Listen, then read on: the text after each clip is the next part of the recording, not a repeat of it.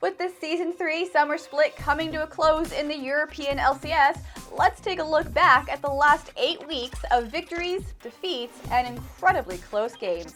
I'm Lindsay Geetron, and welcome to the Cloth 5 EU Summer Split Review. Lemondogs started off the season with a very underwhelming performance, but after the third week, they replaced their support with now frontman Mithy. They have been slowly gaining steam over the season, and in Week 7, a 2-0 weekend put them into first place. Alternate started off with a strong 5-0 lead, giving them a solid first place standing over the rest of the teams. This would give them a strong foundation for the rest of the season as they stayed in first place for the next 5 weeks, despite being constantly threatened by Gambit and Fnatic.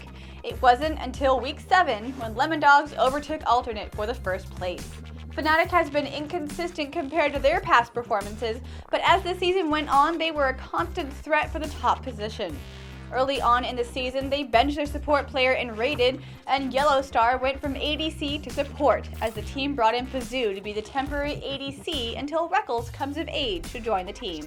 Ninjas in Pajamas, originally under the banner Copenhagen Wolves, may have started off the season in last place, but after replacing 3 of their original members with Extinct, Melanu, and Freeze early on in the season, they have only gotten better and have steadily improved over the whole season and are currently sitting in 4th place.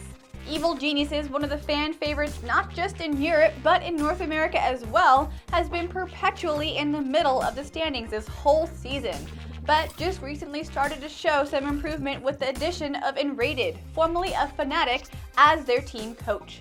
As well as Shaker being used as a replacement jungler, EG has been trying to make the changes needed to improve their standing.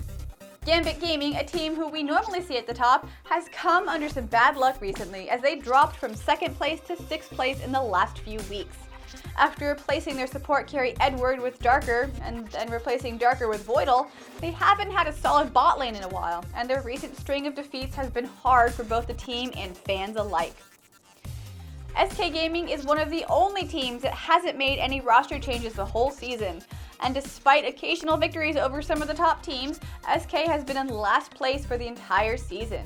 We'll see if things improve in the upcoming Super Week, but SK will need a miracle if they want to end the season in the top 4. Feature Maker started off on top in the rankings, but was not able to hang on to their lead as other teams improved and adapted to MYM's strategy. Unable to keep up with the rest of Europe, they have been on the steady decline in the rankings, and now MYM sits at the bottom of the standings, desperately looking for a way to come back. The whole season, teams have been neck and neck throughout the standings. The difference between first place and last place are only within 6 games. With Super Week approaching, every team is going to have to fight for their spot in the 20-game weekend. With the standings so close, nearly anything can happen and any team can find themselves at the top or bottom of the standings. Thank you for watching this week's episode. Make sure you tune in next week for all of the action in Week 9 of the European LCS. Like and subscribe for your weekly League of Legends updates, and leave a comment below with who you'd like to see come out victorious at the end of the summer split. I'm Lindsay Geetron, and I'll see you next episode for Super Week of the European LCS coverage right here on Cloth 5.